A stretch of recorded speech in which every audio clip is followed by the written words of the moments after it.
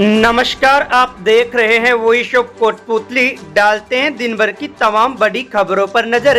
कोटपूतली थाना पुलिस ने डाबला रोड स्थित भागीरथ इनक्लेव में हुई चोरी की वारदात का खुलासा करते हुए उत्तराखंड के एक युवक नासिर अली पठान को गिरफ्तार किया है। थाना प्रभारी राजेश शर्मा ने बताया कि आरोपी ने 6 मई की रात को चोरी की घटना को अंजाम दिया था। आरोपी सोने का मंगलसूत्र, एक घड़ी और पर्स में रखी 20-20 रुपए के नोटों की गड्डी सहित अन्य नकदी लेकर फरार हो गया था। पुलिस ने आरोपी को गिरफ्तार कर चोरी का सारा माल बरामद कर लिया है। पुलिस फिलहाल आरोपी से पूछताछ कर रही है। बानसूर थाना पुलिस ने सरिस्का वन क्षेत्र में वन विभाग की टीम पर हमला करने के मामले में एक आरोपी को गिरफ्तार किया है। थाना प्रभारी सुरेंद्र मलिक ने बताया कि 8 मई को वन विभाग की टीम रामपुर कस्बे के पास सरिस्का वन क्षेत्र देवका देवरा चौकी के निकट दुर्गा माता मंदिर में अवैध निर्माण कार्य रुकवाने के लिए गई थी। इसी दौरान ग्रामीणों ने टीम पर पथराव कर दिया। हमले में 3 वन कर्मी घायल हुए और विभाग की गाड़ियों में तोड़फोड़ भी की गई। वन विभाग के रेंजर त्रिलोक कुमावत ने बानसूर थाने में 15 नामजद समेत करीब 150 महिला पुरुषों के खिलाफ मामला दर्ज करवाया है। मामले में पुलिस ने जनक सिंह पुत्र नादान सिंह राजपूत को गिरफ्तार किया है, जबकि अन्य आरोपियों की गिरफ्तारी के लिए पुलिस की टीम लगातार दबिश दे रही है। बानसूर विधायक देवी सिंह शेखावत ने कराना से बिलाली माता गेट तक 8.5 करोड़ रुपए की लागत से बनाई जा रही 8.5 किलोमीटर लंबी सड़क के निर्माण कार्य का जायजा लिया। विधायक शेखावत ने सीसी सड़क निर्माण की गुणवत्ता, मोटाई और चौड़ाई की जांच की। उन्होंने आबादी क्षेत्र में नालियों के निर्माण के निर्देश दिए। इसके साथ ही कराना से नई सड़क तक 25 करोड़ रुपए की लागत से बन रही 19 किलोमीटर लंबी सड़क का निरीक्षण भी किया। सड़क निर्माण की गुणवत्ता सुनिश्चित करने के लिए क्रॉस चेकिंग कराने के आदेश दिए। विधायक शेखावत ने अधिकारियों और ठेकेदारों को समयबद्ध तरीके से काम पूरा करने के निर्देश दिए। पिछले कुछ दिनों में जिन भारतीय नागरिकों की मौत हुई है, खासकर सरहद के पास वाले क्षेत्रों में, मैं अपनी तरफ से, अपनी पार्टी की तरफ से और सभी लोगों की तरफ से उनको बहुत बहुत सांत्वना देना चाहता हूं और अपनी श्रद्धांजलि अर्पित करना चाहता हूं जिन लोगों की मौत पिछले कई दिनों में हुई है। दूसरा, मैं भारतीय सेना, भारतीय वायुसेना, थल सेना, हमारे सैनिकों का, हमारी फौज का जो पराक्रम और शौर्य है, मैं उसको सलाम करना चाहता हूं।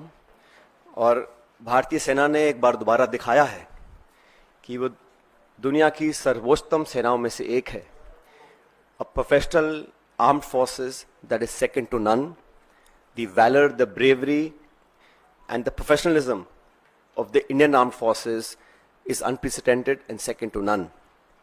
पिछले 24 घंटों का जो घटनाक्रम है बहुत तेजी से बदला है और हम सबको बड़ा आश्चर्य हुआ जब सीज फायर की जो घोषणा है वो अमेरिकी राष्ट्रपति ने करी। ये शायद पहली बार हुआ है कि इस प्रकार की सीज फायर की घोषणा सोशल मीडिया के माध्यम से अमेरिका के राष्ट्रपति करते हैं। और जो उन्होंने अपने सोशल पोस्ट पर लिखा है उस पर भी हमको ध्यान देना चाहिए।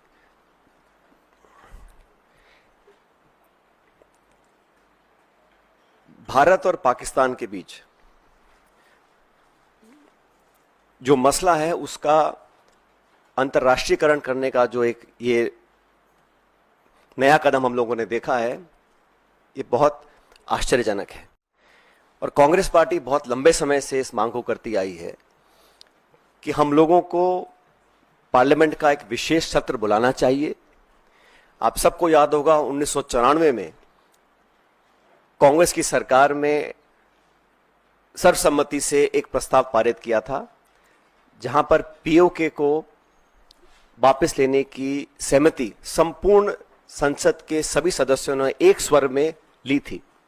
1994 का जो रेजोल्यूशन है, समय आ गया कि उसको हमें दोबारा दोहराना चाहिए और इस पूरे प्रकरण में पहलगांव के आतंकी हमले के बाद देश में शायद पहली बार अनप्रेसिडेंटेड और एक तरफा समर्थन भारत सरकार को सब पक्षों से मिला। सभी दल, सभी विचारधारा, 140 करोड़ लोग भारत सरकार के साथ खड़े रहे और हमने साफ कहा था कि पहलगाम में जो आक्रमण हुआ है वो भारत की आत्मा पे आक्रमण है और इसका मुंहतोड़ जवाब देना अति आवश्यक है। सेना ने जो कदम उठाए उस पर हम सबको बड़ा गर्व है और जो आतंकी इलाकों पर, ठिकानों पर जो अटैक करा उसका हम सबको बहुत संतुष्टि इस बात की है कि हमारी भारत की सेना उस काम को कर पाई। लेकिन अनवेवरिंग, अनप्रेसिडेंटेड सपोर्ट जो भारत सरकार को दिया, मैं समझता हूं कि हमारी जो मांग है उसको सरकार को सुनना चाहिए और एक विशेष सत्र पार्लियामेंट का बुलाना चाहिए। काफी चीजें उसमें डिस्कस होनी भी चाहिए और देश एकजुट है आतंकवाद के खिलाफ और पाकिस्तान के दुस्साहस के खिलाफ। यह संदेश पूरी दुनिया में जाना चाहिए।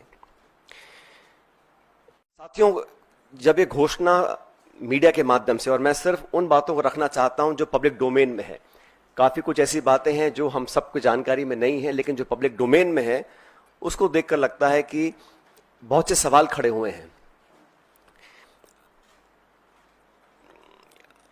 अमेरिका का 2 दिन पहले कहना कि it is none of our business, उसके बाद secretary of state, vice president, US president सबसे पहले घोषणा करते हैं कि सीज फायर हो रहा है, उसके बाद पाकिस्तान और भारत भी सीज फायर का ऐलान करते हैं। ये जो मीडिएशन है इसको क्या भारत सरकार ने एक्सेप्ट किया है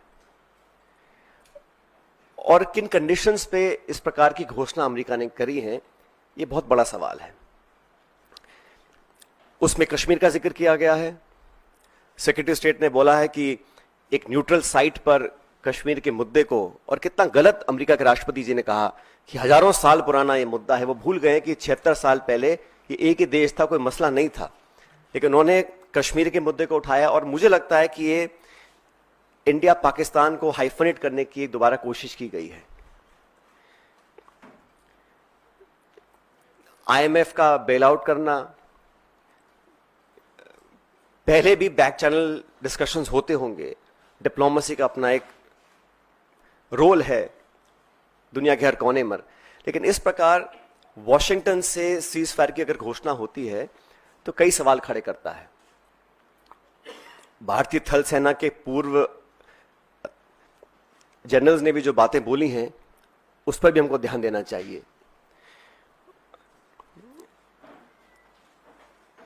मैं मानता हूं कि सीज फायर की घोषणा के बाद जो कल बॉर्डर पर लगातार वायलेशंस हुए, गोले दागे गए, ये उस विश्वसनीयता को खत्म करता है। अगर सीज फायर हुआ है, अनाउंस हुआ है, दोनों पक्षों ने, डीजीएमओज ने बात कर सीज फायर की घोषणा करी है, उसके तुरंत बाद रात भर जो खबरें हमें देखने को मिली हैं उसमें निरंतर वायलेशंस हुए हैं सीज फायर के। इसलिए मैं मानता हूं कि हम लोगों को एक ऑल पार्टी मीटिंग बुलानी चाहिए भारत सरकार को, और जो पिछली 2 मीटिंग्स में नहीं हुआ वो इस बार करना चाहिए। प्रधानमंत्री जी को इस ऑल पार्टी मीटिंग में आना चाहिए और पूरे देश को कॉन्फिडेंस में लेकर सभी दलों को, क्योंकि सभी दलों ने अपनी विचारधारा को परे रखते हुए समय पर भारत सरकार को संपूर्ण समर्थन दिया था, और जो ऑल पार्टी मीटिंग्स बुलाई गई उसमें प्रधानमंत्री जी नहीं आ पाए थे। तो एक और ऑल पार्टी मीटिंग बुलानी चाहिए जिसमें वो सबको कॉन्फिडेंस मिले, सब पॉलिटिकल पार्टीज को और देश को कॉन्फिडेंस मिले कि सीज फायर हुआ है, किन शर्तों पर हुआ है, और अगर सीज फायर की घोषणा के तुरंत बाद रात भर पाकिस्तान गोलाबारी कर रहा है, सरहद पर मोटर फायर कर रहा है, तो उनकी विश्वसनीयता पर कब तक विश्वास किया जा सकता है, और क्या गारंटीज हैं कि भविष्य में इस प्रकार की घटना को अंजाम नहीं दिया जाएगा। क्योंकि पाकिस्तान की सेना, पाकिस्तान का पॉलिटिकल सेटअप इस देश से बहुत फर्क है, तो वहां पर क्या अश्योरेंसेस हैं, क्या गारंटीज हैं और क्या विश्वसनीयता बची है कल की ढेर सारी वायलेशंस के बाद, ये एक बहुत बड़ा सवाल है। 1971 में भी जब युद्ध छिड़ा था तो अमेरिका ने कहा था कि हम बे ऑफ बंगाल में अपना 7वां बेड़ा भेज रहे हैं. We will deploy the 7th fleet. That's what the Americans said. But despite that, the then government and Indira ji went ahead and did what was in our supreme national interest. आज हम उनको याद करते हैं कि वो नेतृत्व ऐसा था जहां पर नेशनल इंटरेस्ट को सबसे ऊपर रखा गया.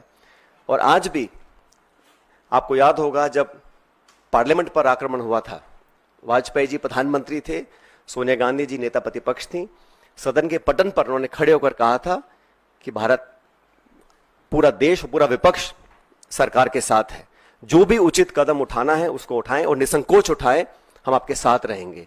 उन्हीं परंपराओं को कायम रखते हुए प्रमुख विपक्षी दल कांग्रेस पार्टी और तमाम दलों ने, चाहे वो खड़गे जी हों, राहुल गांधी जी हों, हम सब ने सरकार को पूरा समर्थन दिया था. लेकिन इस प्रकार जो सीज फायर की घोषणा अमेरिकी राष्ट्रपति करते हैं, कुछ घंटे के बाद उसको वेरीफाई पाकिस्तान और इंडिया करते हैं, तो कहीं ना कहीं इस कश्मीर मुद्दे पर भी जो स्टेटमेंट्स आए अमेरिका की तरफ से, उस पर सरकार को अपना पक्ष रखना चाहिए, क्योंकि ये बायलैटरल इशू है. इसका अंतर्राष्ट्रीयकरण करने की जो कोशिश की जा रही है इस पूरे प्रकरण के माध्यम से, मैं इसको ठीक नहीं समझता हूं. एक विशेष सत्र पार्लियामेंट का बुलाना चाहिए और कम से कम 1994 का जो रेजोल्यूशन था उसको दोबारा अडॉप्ट करें और देश के सामने स्पष्ट तरीके से कहा जाए कि no third party involvement will be accepted. It is a bilateral issue and it is India's and Pakistan issue and no country including America should have a space to intervene in a bilateral issue. अब तक हमारे पिछले कई दशकों की जो foreign policy थी, जो स्टेटेड पॉलिसी थी, वो बड़ी स्पष्ट थी. उसमें कहीं मीडिएशन का, नेगोशिएशंस का, थर्ड पार्टी इन्वॉल्वमेंट का कोई स्कोप ही नहीं था, चाहे कोई प्रधानमंत्री हो, कोई सरकार हो. लेकिन जो अमेरिका का स्टेटमेंट आया है उस पर इन सारी चीजों के ऊपर एक सवाल उठना लाजमी बनता है. इसलिए मैं इतना अपील करूंगा कि ऑल पार्टी मीटिंग सरकार को बुलानी चाहिए तुरंत प्रभाव से. और हमारे सैनिकों ने पिछले दिनों में जो कर दिखाया है, मुझे लगता है कि उस पर हम सबको बड़ा फख्र है, बड़ा नाज है. और हमारी सेनाओं का जो बल, जो ताकत, जो शौर्य, जो वीरता, जो कार्यकुशलता, जो प्रिसिशन, जिस जाबाजी से उन्होंने मजा चखाने का काम किया है पाकिस्तान को, उन सब पर हमको बड़ा नाज है, बड़ा फख्र है. Thank you. अगर अभी तक आपने चैनल को सब्सक्राइब नहीं किया है तो चैनल को लाइक, शेयर व सब्सक्राइब अवश्य करें. जिले की तमाम छोटी बड़ी खबरों को जानने के लिए बने रहे वॉइस ऑफ कोटपुतली के साथ.